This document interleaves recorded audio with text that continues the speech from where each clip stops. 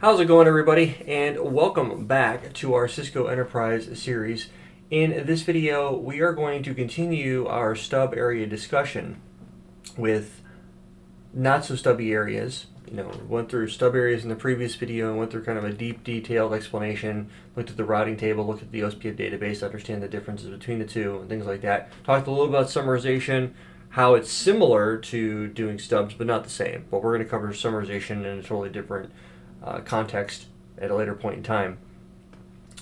So what I want you guys to remember here is the concept of a stub. A stub is to to control the amount of flooding and the amount of processing for an OSPF area. So stub areas are very, very easy to roll out, right? You just configure stub on the core, on the ABR, and then stub on the other router that's considered to be a non-backbone area router, and then you're in good shape. And you can do no summary on the ABR to only send a default route into the area. So very simple to understand. Totally stubby areas, not so stubby areas and not so totally stubby areas are a little bit more difficult. And the reason why they're difficult is because they allow for redistribution into the area. And because they allow for redistribution into the area, they're not as easily configurable, if you will, on how that would work. So what we're going to talk about in this video, it's going to be a little unorthodox. Normally, if I had a dedicated topology for doing OSPF stubs, I would have it set up a little bit differently. But and I'm going to show you a couple different ways that logically you can test it out to understand the concept. But one of them is going to be a kind of a realistic look, and the other one's going to be more like if you just want to test it out in a small environment, how you could pull that off. So one of the things that comes into play here, and I normally wouldn't do this in the real world, but because of the fact that the topology I have to kind of work with what I've got, because I didn't want to build out a specific topology that I would do this specific example with. I wanted it to be more real world. So the concept of a not so stubby area, again, is to allow redistribution into the area. So you have connectivity to the outside world somehow. Now, normally I would never do this on an edge environment. I want the edge to be fully reachable at all times, have a full routing table, all that good stuff that goes along with it. That's kind of the point of the edge. The edge has reachability to everywhere, stuff like that, has longest match routes, all that good stuff. But for demonstration purposes, I'm going to be demoing this in a little bit of an unorthodox way. So the key thing between stub and not so stubby area is redistribution, which injects a new type of LSA that we haven't talked about before, which is the type 7 LSA. Well, actually, we have talked about it, but not in any real depth. Now, remember we talked about in stubs in the last video where when we go through and configure them, type 5 LSAs and type 4 LSAs, and then technically type 5. Type 5 LSAs are not allowed in the stub area, only type 3 and technically 4. So in a situation where if you have a environment set up that way and you want to remove all of that, you do the no summary, it pulls out 3 and 4, all of the longer match 3 and 4 type LSAs, and it replaces with a type 3 LSA that is a summary route. So in situations like that, it's relatively easy to get the job done. Where in the not so stubby area and in the totally not so stubby area, when we go through and configure this, the type 5 LSA is replaced with the type 7 LSA. So remember, type 5s are not allowed in stubs, period. Can't adjust that. So in redistribution in OSPF, typically you're going to generate a type 5 LSA in an area 0 design, right, in a single area. And if you're not doing a stub anywhere, you're going to have a type 5 LSA everywhere, right? We've seen that when we did multi-area design and we did default information originate. As well, we did a very basic BGP redistribution into OSPF, and we saw a bunch of type 5 LSAs for all the BGP learned routes that we had. Well, we ended up yanking all that out and just doing a default information originate. Now, I'm going to basically do the exact same demonstration I did before because it requires redistribution, and you really can't do a redistribution of a static route, the default route, into OSPF without doing the default information originate, and that actually goes against what I'm trying to demonstrate. So what we're going to do is so actually let me finish the explanation here first, and we'll take a look at what it looks like in the real world. So because the stubby area is there, it stops external routes, so type 5 LSAs, but allows local redistribution. The type 7 LSA is now generated in the area because it is doing redistribution. Type 7, anytime you see type 7, means redistribution into a not so stubby area. What will end up happening is when that route hits on the ASBR, the ASBR generates a type 7 LSA into the area. All the routers in that area learn the type 7 LSA. Once you get over to the ABR, going from your area back to area 0, what you're going to end up getting is you need a type 7 LSAs could only exist in a not so stubby area. And because of that, you have to convert from type 7 to type 5. Because type 5 LSAs can only exist in non-stub areas. So what will end up happening is when you get to the ABR, you'll convert that type 7 to a type 5 LSA as it goes into area 0. Now, when you talk about the totally not so stubby area, this is the no summary, right? So this is going to be the exact same thing as a totally stubby area. You're just going to stop inter-area, so type 3 LSAs won't be generated. Now, I'm not really going to demonstrate the totally stubby area, totally not so stubby area.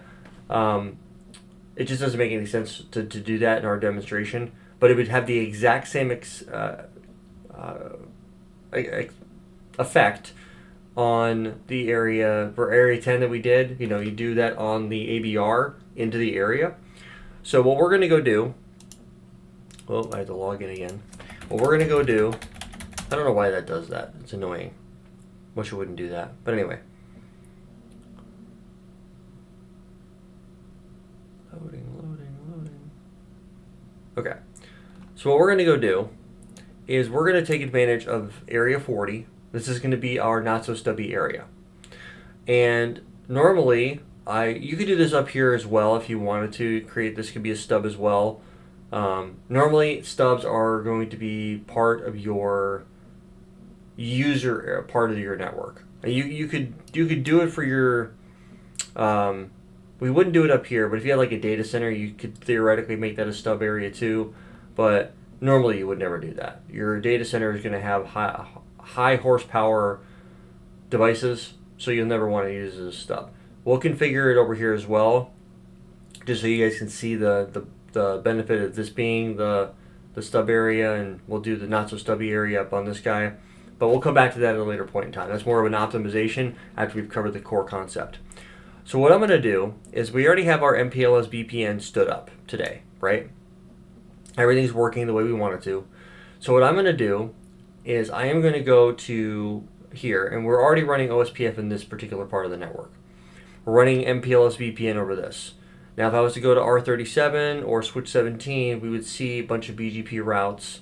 So if I pull this up real quick, and I go to 37, switch 17, sorry, let's go to switch 17, and I do a show IP route, right, we have a bunch of EIGRP external routes that are getting me to 18. So I have reachability to switch 18, which is right over here, right? So just to prove that I'm not BSing you guys, let's do a quick ping to 10.18.13.18, sourcing from loopback 13 numerically. Oh, that's right, I forgot it's a switch. We're going to do a trace route to 10.18.13.18. Source IP is 10.17.13.17. Yes, numeric display, and we're just going to... So we have end-to-end reachability, right? We hit 64 on our edge, then we go to from router 30 to 31 to 65. And then from 65 we go out to 38, and then eventually we hit switch 18. So that all tracks, right? So what we're going to do is we're going to expand our MPLS VPN a little bit. So At this point in time in the video series, in the playlist, you have not actually done any MPLS VPN content yet. And if you scroll down, there's going to be a bunch, but the way that I'm recording the series, the MPLS VPN's already stood up so that I can demonstrate other techniques like, you know, routing DMVPN over the internet versus over MPLS. So what you and I are going to go do is we are going to configure Gig 2 to be in a VRF. So I'm going to do a very basic explanation of what we're going to do. And then we're going to set up a BGP pairing between 58 and 64 inside the VRF. And then we're going to do redistribution of 58 BGP into here. So we're going to have a full table. We're going to see all the bells and whistles. And then what we're going to do is we're going to set up this environment right here, switch 14. This is going to be a not so stubby area. And then we're going to see what that looks like. So I really should do the not so stubby area first so you guys can see this. So that's what we're going to go do. So this has to be done between 57, 49, 14, 58, and 59 because this is all area 40. And if we pull this topology up right here, area 40 is in purple right here. So I'll provide this as well as a picture for you guys for reference. So area 40 is 57, 49, E15 on gig 5 on 57 and 49, switch 14, router 58, router 59. Okay? So I'm going to go ahead and get out of the way. I'm going to scoot this guy over here just a little bit so we can have our topology pulled up. So what I'm going to do is on 57, we're going to configure this first. Let me go ahead and minimize this a little bit. Scoot this guy all the way over. Okay, so let's scoot this up just a bit so it's easier for you to see. Okay, so what we're going to go do is on 54, we'll start on 49, go from left to right. I'm going to type in here show run OSPF. Right now we have E15 is in area 40. So we're going to type in area 40 and we're going to say NSSA. Okay, and I'm going to, so there is a way to take this a bit further. You can do no summary, which is what we discussed in the previous video with the totally stubby area. You can do a totally not so stubby area or a not so totally stubby area. It depends on how you want to say it.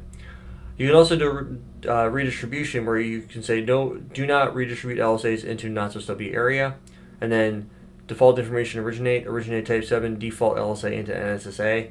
So you can do that as well. And then you can do the translate as well. There's a lot of options here. I'm not going to get into all of them in this particular instance. There will be some other times down the road that we'll be able to talk about it. So I'm going to type that in there, which should take our adjacency down. And then we're going to go over to 57. And I'm going to do a show run pipe section OSPF. We're going to go to, I'm going to pull this command, let's see, router OSPF1. I'm going to pull this specific command out because I don't need to have, trying to clean up the config a little bit. I'm going to type in area 40, not so stubby. I just screwed up. Sorry. My bad. I'm used to the other. Let's put that back in. I actually need that there. I'm used to the not so stubby area, the stubs. Okay. So my bad on that one.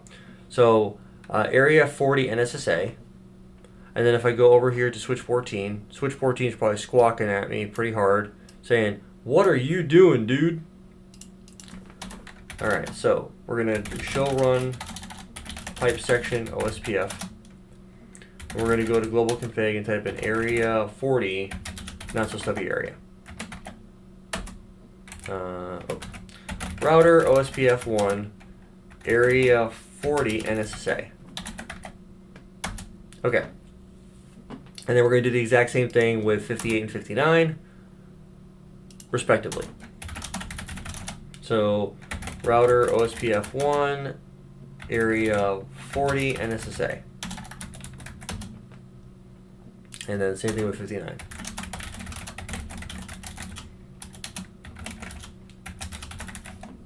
Okay. Now that that's done, that should come back online here momentarily. Perfect. 59's back. So now if I do show IP route, we're not going to see anything different. right? Everything's going to look pretty straightforward. Now, there's a caveat here where in this particular case here, you notice how on 58 and 59, if we do show IP route, that there's no default route, right? Unlike the stub area where a default route is automatically propagated, in not so stubby areas, they're not. You have to manually add them to your configuration.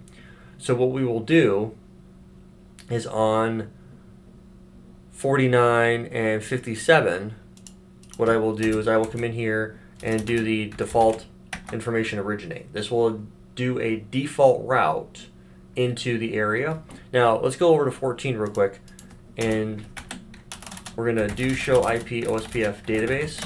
We're getting that, but you'll have a bunch of, you've got the type 5 LSAs in area 0, right? So what I'm going to go do is I'm going to, the external link state's 33, do show IP route. But you notice that, okay, so it is propagating the type 5 LSA, right, as you can see, but it's not processing it to put it in the routing table because it's a type 5 LSA. So because of that, I have to go over here to 49 and type in this command. I know the same thing at 57. Default information originate. So now that I've done that, let's go back to 14. Do show IP OSPF database. And so now I should have a type 7 external default route from 57. Do show IP route. Now I have a default route. And you'll notice that it's an N2 route. Right? Now what this brings into play for me is if I wanted to be specific as to which router I wanted to send my traffic to, I could say 57, I want to specify you to be the metric type of X, something like that. So what I would do is I would go to say 57 and hit the up arrow, and you should be able to specify the metric dash type of 1, right? So then it would polarize my traffic to router 57. Now I wouldn't, in this particular design, this wouldn't make a lot of sense because I wouldn't want to have all of my traffic going to a single router. I want to have my traffic go to both routers, right? So what I would do here is I'm not going to do that. What I am going to go do is back on 14, I'm going to do a show IP OSPF database, and I'm actually a little surprised that N49 isn't propagating. Why is that not triggering? Metric. Okay, so show run OSPF. So it is propagating. Okay, so I'm not exactly sure why 49. I would have to go back and look at the documentation to see why that's not triggering. But switch 14 should see both. I should see one from 57 and one from 49.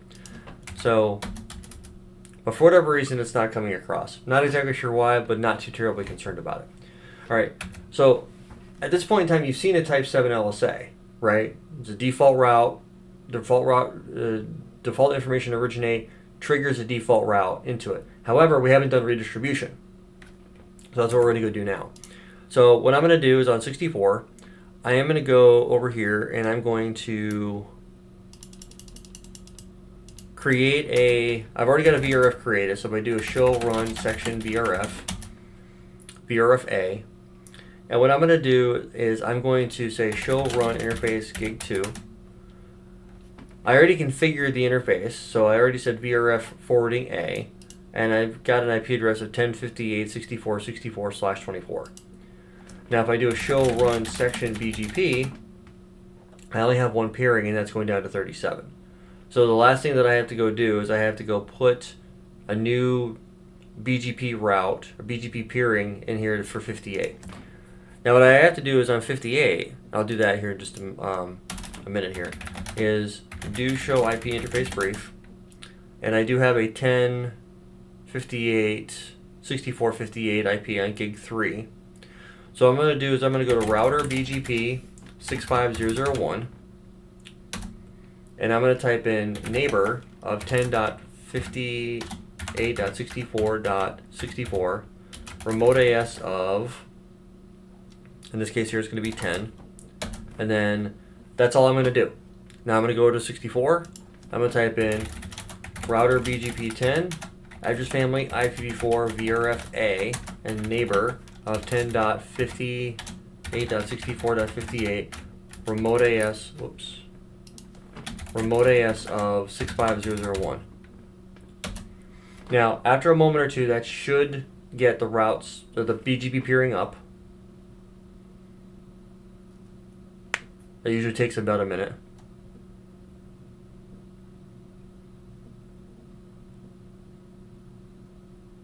Beg your pardon?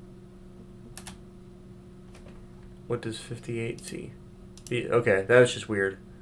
Anyway, so the peering is up. If I go back to 64, I didn't see this one right here. Here it is. So the peering is up. Next up is on the same subnet as peer. That's just weird. 1010. Okay, I don't know what that's all about, so do undebug all. Alright, so I'm going to do this. I'm going to do a show IP route VRFA. Now, I'm not learning any new routes from here, right? 58 has them, right? If I look at the do show IP route, there's a bunch of OSPF routes here. Now, what I have to do is I have to do mutual redistribution between OSPF and BGP.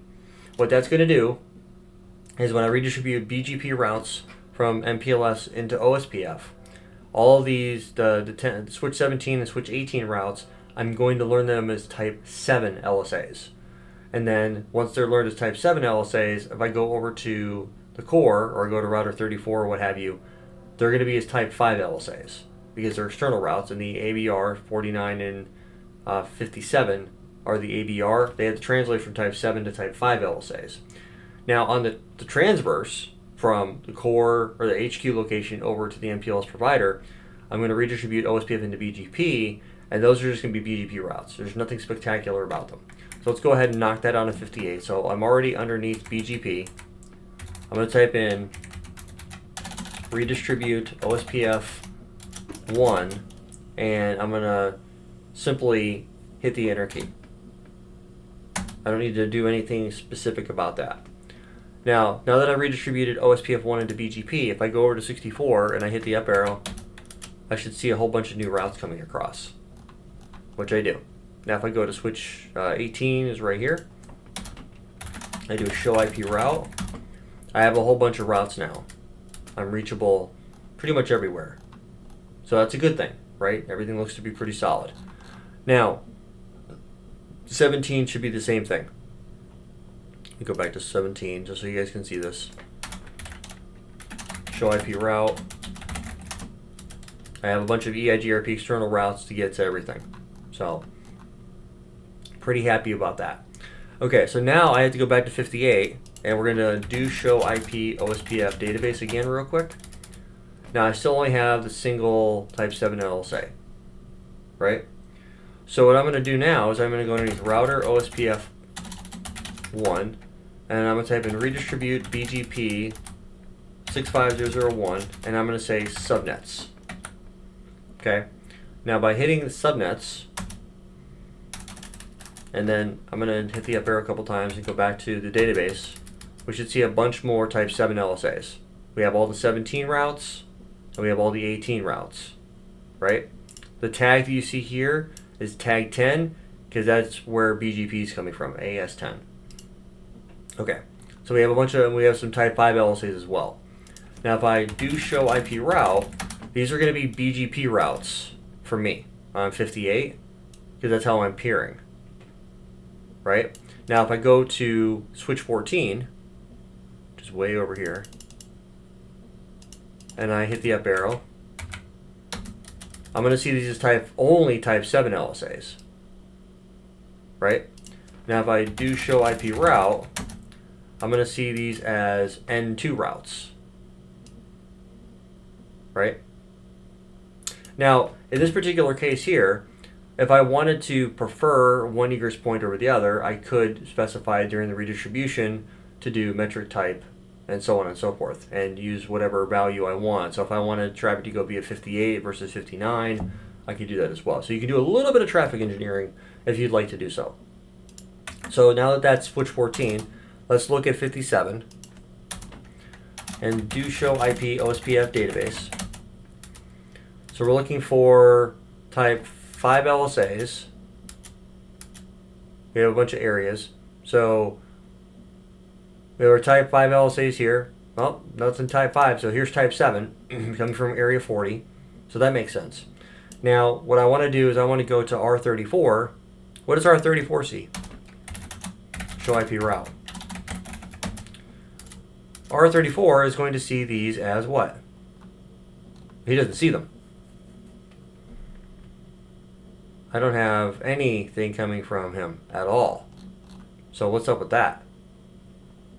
So I have to take this a step further and do a little bit of investigation. Why does 57 see them as type 7 LSAs, right?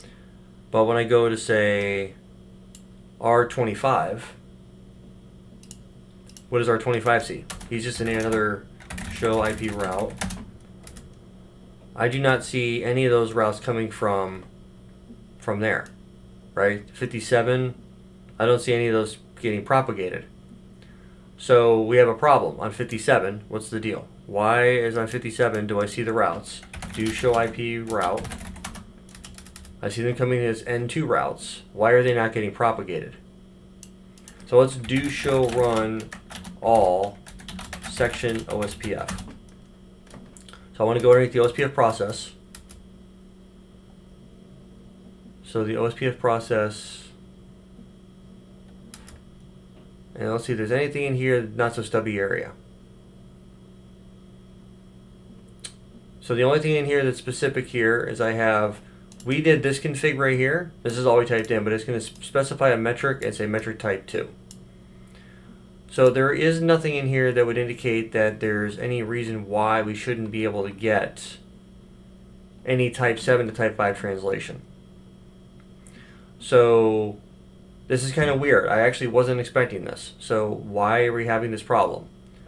So what I'm going to do is, because these are external routes to the OSPF domain, they're coming in as N2 routes. We have to take into consideration that. So I'm just looking through, is there anything specific in here that I would see? I don't see anything telling me that this shouldn't work. So let's type in area 40, and we're going to say NSSA, and we're going to say translate LSA type 7, and let's type in always. And so we have, say, always translate type 7 always. Now let's see if this actually works. It should. Let's go back to 25. Hit the up arrow. It might take it a couple seconds for it to trigger. No, that still didn't do it. I'm not exactly sure why that's not working. Could that be a bug? What does N49 see? Show run OSPF. Let's see here. Area 40. Yup. And then show IP OSPF database.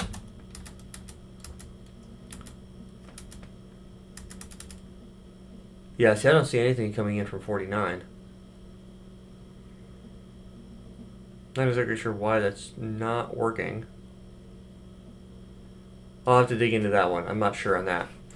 So the idea here, and if we go say, what about switch 7? What does 41 see? Let's see what 41 sees.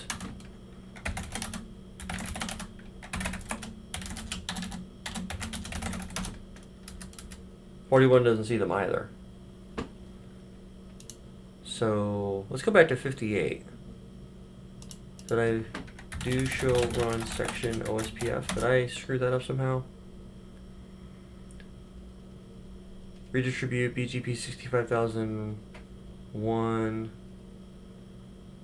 Let's say, what options do we have available after that? I forget. Yeah, there's nothing in here that's So I'm not doing NSSA only. Everything else looks good. So switch 7 and switch 8 shouldn't be getting them either because there's no propagation. So I'm not exactly sure why 57 gets them. So let's do this. Let's jump over to documentation, and we're gonna look up. Go to Google. We're gonna say Nexus 9000V 9.3 configuration guide. Let's see here, and then we're gonna go 9.3. We want to go to the.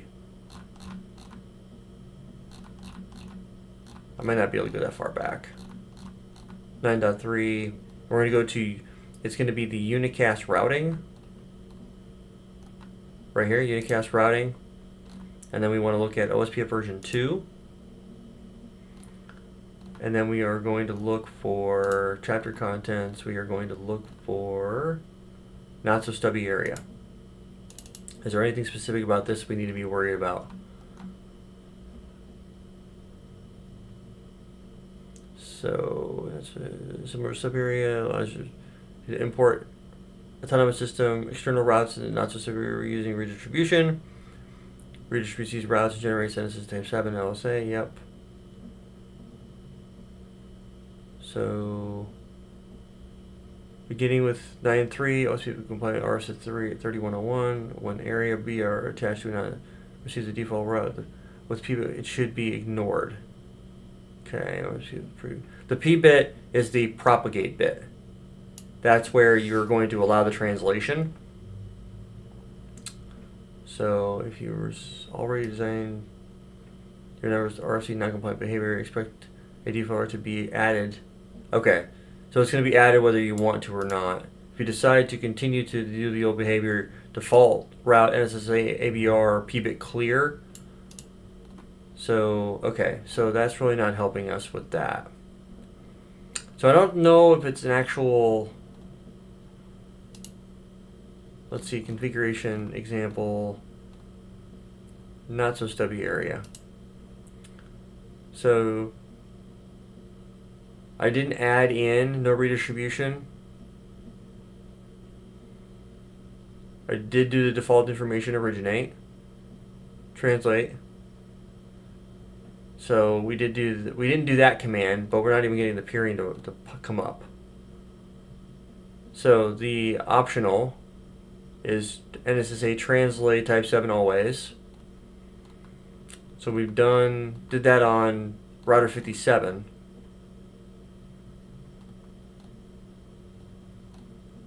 So let's do, since we're not getting anywhere with that, let us take a look at this from router 57. So we've done that. I do not understand why it's not allowing to propagate. So let's do take a look at router 25 in more detail. So it's still not coming through. So show IP OSPF database. Do I see it coming through? No, I do not see it coming through. Area 0. Nope, definitely don't see it coming through in area 0. We have a bunch of type 3 LSAs, but we don't have any type, and I don't see any type 5 coming through either. So we're kind of at a loss here. We got the routes of 57. Why 49 is not participating? Let's just double check on 49 again real quick. Show run OSPF. So let me just go ahead and add this command in here. NSSA, and then we're going to say translate type 7 always.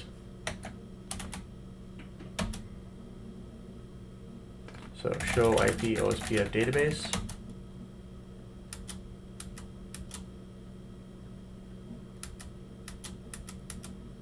Yeah, see, it's still not triggering, which it might be a bug, or it might not be supported. I honestly don't know.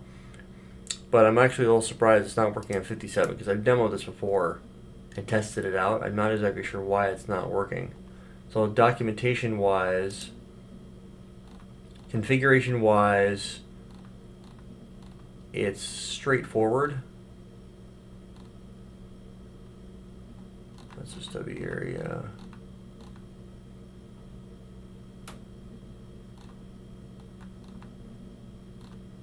I am looking for... Yeah, there's nothing in here that would give me any reason to think it wouldn't work. So I'm actually a little surprised that it's not. So let me take this offline for a little bit. I'm gonna do a little bit of troubleshooting and see exactly what the deal is, because this should theoretically work. You've seen it actually work. I was just trying to get it to propagate through the rest of the network. So we can see that the Type 7 to Type 5, I'm sorry, the Type 7 propagation works.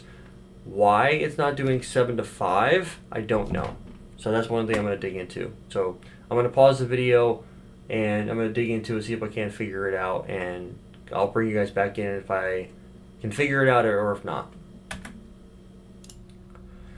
Alright, well, I monkeyed with this for a while, and for whatever reason, I am not able to get this to go away.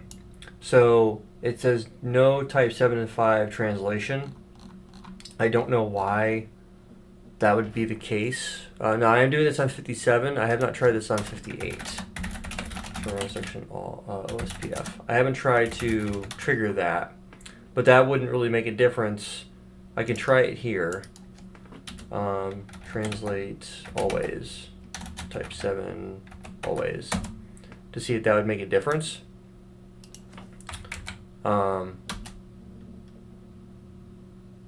But I'm debugging this as well, and to see if there's anything that'll trigger. So then literally I just tried that for the first time. So yeah, see, it's still not allowing it to come through. I'm not exactly sure why. That just it's a little perplexing to me why it's not working. So, and normally you wouldn't do things like this.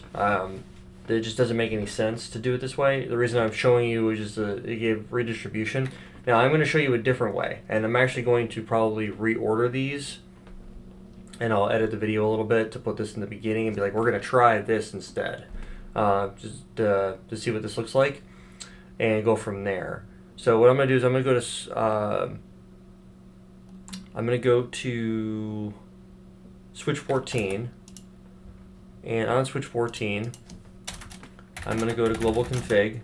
I'm going to go ahead and say interface loopback, do show IP interface brief, interface loopback 100, IP address of 10.14.100.14/24, and I'm going to go ahead and router OSPF 1, type in redistribute connected route map loopback, and I'll type in route map loopback permit 10, because that's what it'll do by default, and I'll say match interface loopback 100. And so what I should do now is show IP OSPF database for NSSA external, and I should have a link in here now, assuming that I did everything correctly. Actually, it won't be that, it'll be database, it'll be a, let's see, does it even see it? 10.14. Did I, you know why? Show IP interface brief. Well, that's there. So that show IP route 14, it's there. Does 57 see it? So undebug all, show IP route. Do I see 10.14.100? Okay, so it's just an OSPF internal route here. So even though I did the redistribution into a not so stubby area, it's not seeing is it coming through, and that's what I was afraid of this one right here. It's not coming through.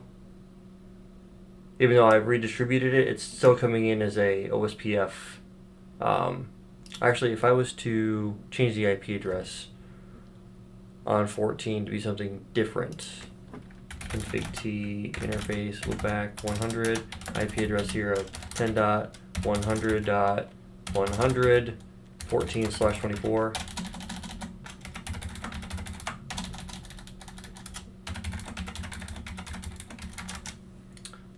And then let's go back to 57 and see if that makes a difference now.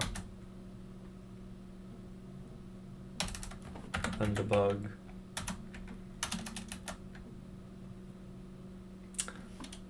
I thought I undebugged everything.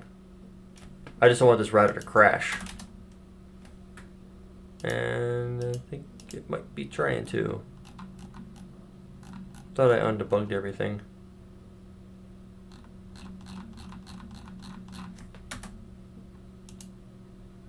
Okay. Well, anyway, because that router is now starting to bug out, I might have to.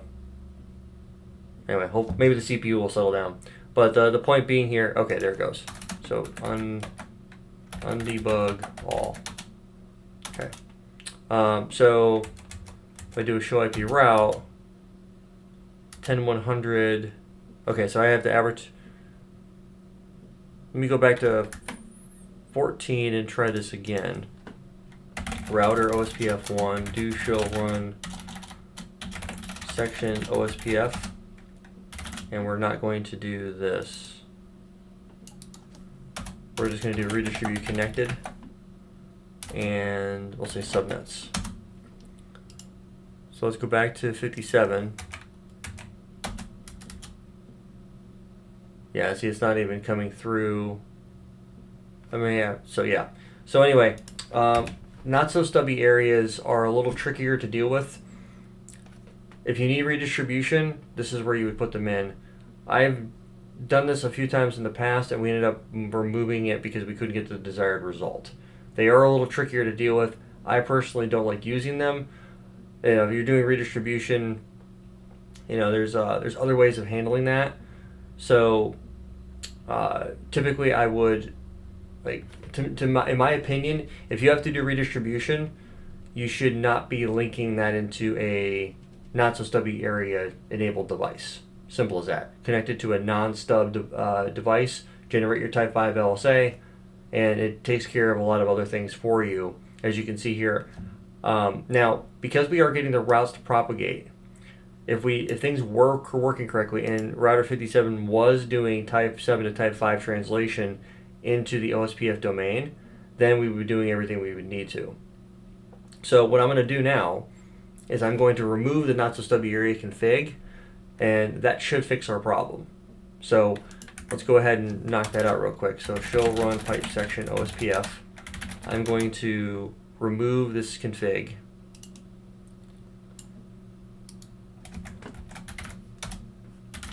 I'm going to pull the default route out and pull this out. Same thing on 49. Knock that out real quick.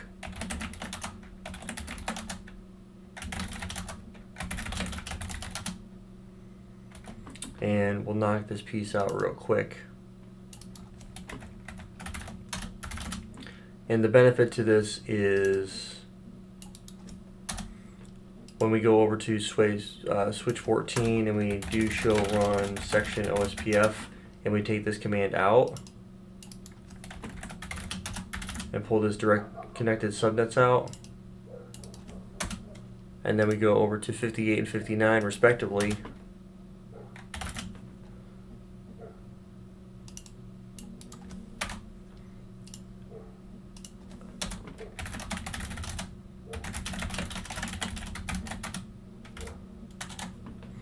we're going to go ahead, and this will make things a little easier to work with. Like I said, you would never do a not so stubby area here. So it's loading to done. So now if I go back to 57 and I It's still processing. 57 might need to get reloaded, but not too terribly worried about that right now. 14 should be good to go. Do show run section OSPF. Perfect. Let me actually, you know what? Let me go back to 57. I bet you there's a linker config. Yep, that's what I thought.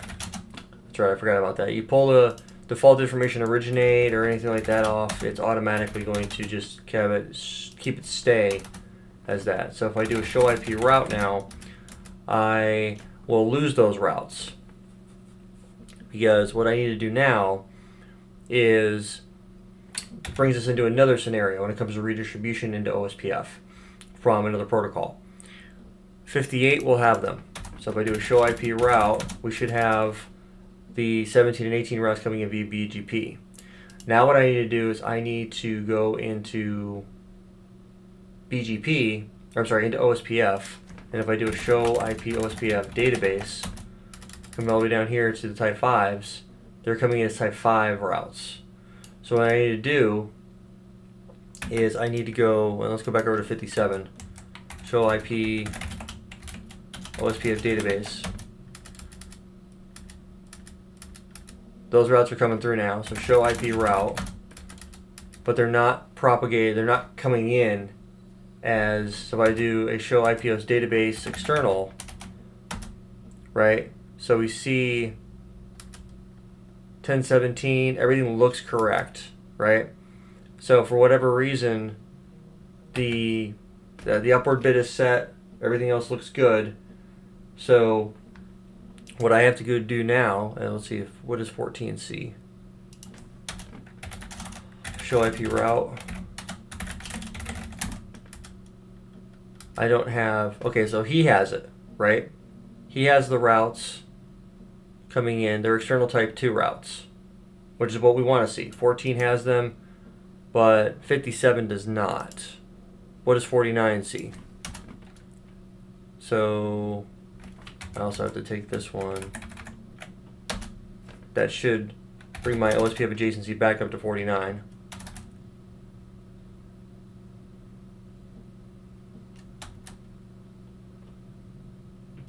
Show run OSPF.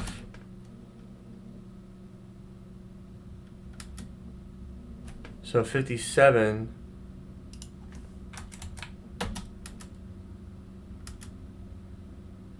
the 17 and 18 networks are not coming through.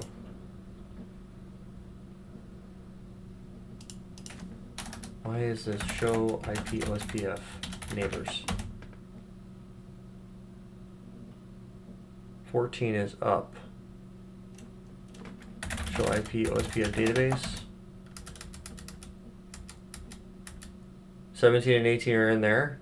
Show IP route. But they're not coming through. So what I have to do here is for 58, am I show run section OSPF? Did I not? Okay, so he's good to go there. 58 is learning them. Show IP, and they're being redistributed into his BGP. 14 is getting them as external type 2 routes, which should be working. So I'm not sure why this is bugging out. So BGP to OSPF is working. These guys are receiving them. 49 is not learning them, and neither is IOSXR. Or I'm sorry, neither is 57. I do see the routes coming through. Everything appears to be correct.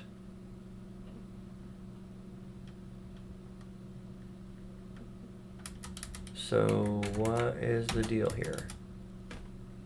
Let me do a clear IP route star. I'm trying to think of what else there could be. Now I do know there are scenarios when you're trying to do, you have to match external and things like that. So what I mean by that is on 57 is, I'm sorry, 58 I meant. When you're doing underneath BGP, redistribute OSPF 1, if we go to global config, and we're doing this right here, you would router OSPF 1, and then this right here, you have the it's a router BGP 65001, and then redistribute OSPF 1, and then you'd have match, and you'd say internal external. So, but if that's you're trying to bring in outside routes, OSPF routes into BGP. Now there are cases where OSPF won't redistribute BGP routes if they're external, which is what I was attempting to fix. But in this particular case here, it's kind of weird the way that it's 14 seeing them, but 57 and 49 are not. I'm actually a little surprised that we are seeing the routes come through, right? We see them here in the database, but for whatever reason, they're not coming through. So let me just double check my config and see what the deal is. Area 10 stub. So show IP route OSPF. Yeah, I'm not getting 17 or 18, which I should be. 57 is not getting them either.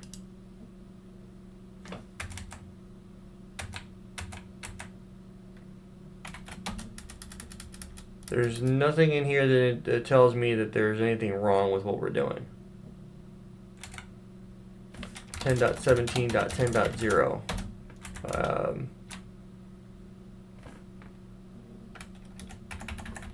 What's the thing I'm looking for? The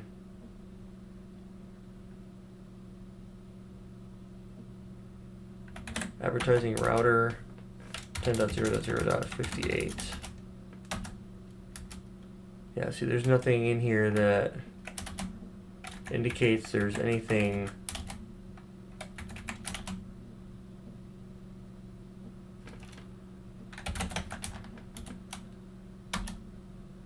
those are local routes. I am perplexed at this moment. Why is this not triggering? Because normally this is exactly what you'd want to do, right? You would have 14 gets them. So show run section OSPF. Why? He's not doing anything spectacular. Why is this not working?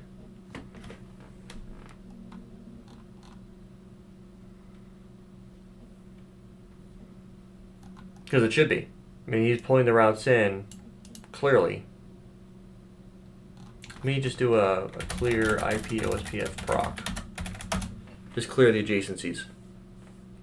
See what happens. Now, when you do that on 14, that's going to bring down all the adjacencies, and then BGP is going to learn the routes, or going to lose the routes. BGP, TCP withdrawals have to be sent, and then all the other stuff has to come back online. So we've got 58, 59, and 57 are back. 49 is still lagging.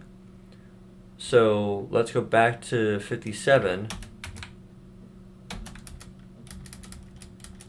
I have the routes, but they're still not coming through. Show run section OSPF. Yeah, there's nothing spectacular about the config. I'm actually kind of perplexed that it's not working.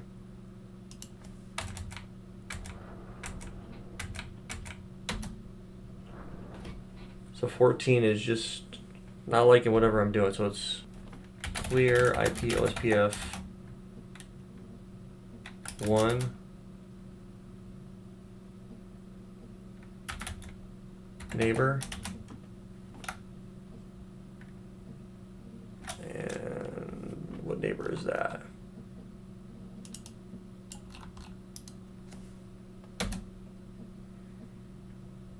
Okay, so it wasn't even processing.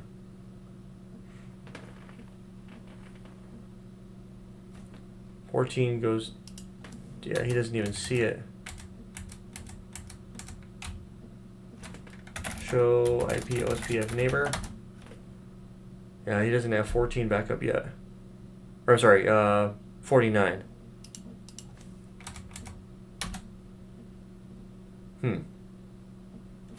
Ping 10.14.49.14. Well, I can still ping it. Let's take a look at 14. Show run interface gig 0/1.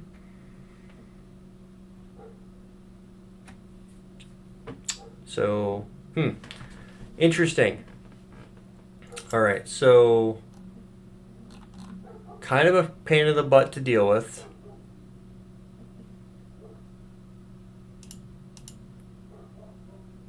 The OSPF adjacency is kind of hung. So in situations like this is on normal hardware. I don't think I've ever seen this before, but it's one of those things where it's just like you just have to start looking at it. So 14 sees the routes coming in as external type 2, which is what I would expect them to have, right? Now on iOS XE, I would expect these routes to start coming through as, external routes because they're in the same area. There's nothing spectacular about the configuration. We're just in one of those situations of where we're at with the redistribution process. So I'm going to save the config on this box and on 49, and I'm actually going to reboot them, and see what happens from there. If that doesn't fix it, I've got the config. I can always pull them out, rebuild them. So that's one thing I like about EvenG Pro. You can blow away a device, bring it back online. So I will let you guys know where that is. At least you've seen the process of how not so stubby areas come into play with propagation and things like that. So that was my main goal of this video, was to show you guys what that looked like and some of the capabilities. So with that being said, if you guys have any questions, comments, concerns, feedback, let me know in the comment section below. If you haven't already done so, please like, share, and subscribe, and I'll catch all of you guys later.